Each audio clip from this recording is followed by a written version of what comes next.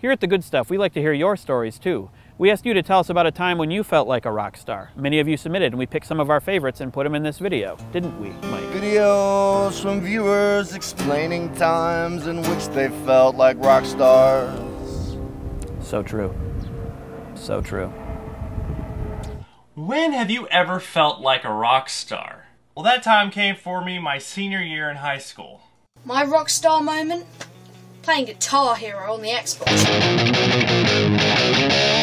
In high school I had two different French teachers, one of whom was very nice and the other of whom was an evil Gorgon lady monster. I hated her a lot. This band came to my hometown to do a show. And the cool thing is, I was really good friends with the people that organized the whole gig. And so as a birthday present, my friends got it to where I could hang out with the band the whole day. I am a karaoke host, and we feature rock star moments in our shows all the time. People come out and perform rock star moments. 20 years ago, I played a Lost Boy in the movie Hook with Robin Williams and Dustin Hoffman. I was the Lost Boy who spit out the candle and yelled "Goodnight Neverland." So one day Mrs. Horrible was picking on my friend Russell in the class, and she was asking him a question to which he did not know the answer, and with every wrong guess that he gave her, she continued to laugh at him. She noticed me making one of my classic faces, one of my classic Emily hates you faces. She said, "Emily, is there anything you wanted to add?" I said, "Yes, I would really appreciate it if you would stop patronizing him." And I glared at her, and she glared back, and then she moved on to doing another thing. Now 2 months later, the band announced on their website that their drummer was actually quitting, and that they were going to be holding open auditions for a new drummer. Of course, I thought it would be awesome if I tried out, but my parents said, "Oh dear Adam, don't try out for that band that's going nowhere.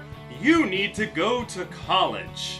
People were giving me high fives and pats on the back, saying, "Wow, thank you for standing up to her. That was incredible. That was a really brave thing you did there." This is a hardbound copy of the original draft of the script, complete with Robin Williams' signature. Thomas Too Small. Thank you so much for all you did. Love, Peter, Robin Williams. On one particular performance, the band that I was a part of, happily named Face Grater, of course, playing with one of my favorite bands, playing one of my favorite songs in front of tens of thousands of people. I guess you could say in that moment I really did feel like a rock star. At that point, I made this gesture. Ooh! And all the lights turned off. It was amazing. And then the moment we played the next chord, all the lights came back on. It was amazing! It was so perfectly executed. All 5 of us felt like gods. Oh God! About a year ago, when we got our first dislike comment, we had a very small fan base. But even then, this one comment that said, "You guys are supposed to be funny, but you're not." In the end, my parents did talk me into going to college instead of trying out for this band. So for the rest of my life, I'm stuck with that whole what if.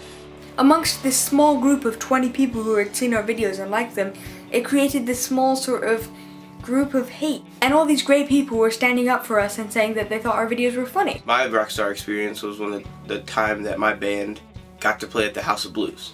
So if I had to define feeling like a rock star, I would say it's just feeling confident in yourself. They were like, "Alright, you get to go to the green room now." And my thought is, I get a green room. Me. Like, Keenan from the suburbs gets a green room. I was sitting there in the chat room and spamming the link to my SoundCloud. Just suddenly, a little reporter started to say, "Hey, what's this? Watching Twit TV Gangnam Style." We're amongst those who have played here and have been in this room, and like bands that we look up to and like view as like the best bands in the world have been here before, and now we're here. So he played the song and danced to it at the same time when I was watching the live stream, and that was my rockstar moment. Lil Laporte dancing to my song on Twit TV.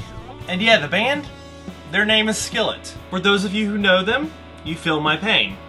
A famous rock star ghost came to me from the grave. His name is have you ever heard of this guy? Frank Zappa.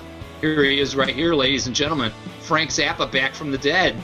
Hey, how you doing? The most humbling of moments can make you feel like the biggest rock star on the planet. But honestly, I stop and think about it, and I realize, you know, I don't need to be a rock star. I've got my wife, who I love a lot. And I have my son, who just looks at me and thinks I'm a hero and a rock star in his own mind, so it's okay. So Mom, Dad, thank you. Thank you for talking me out of joining Skillet. But Emmett, if you ever want to join a band, I'm not gonna stop you.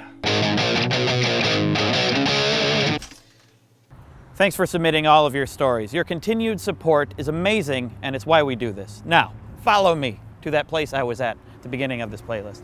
Remember that? You remember? Over here. I hope we've given you a little insight into the rock star lifestyle.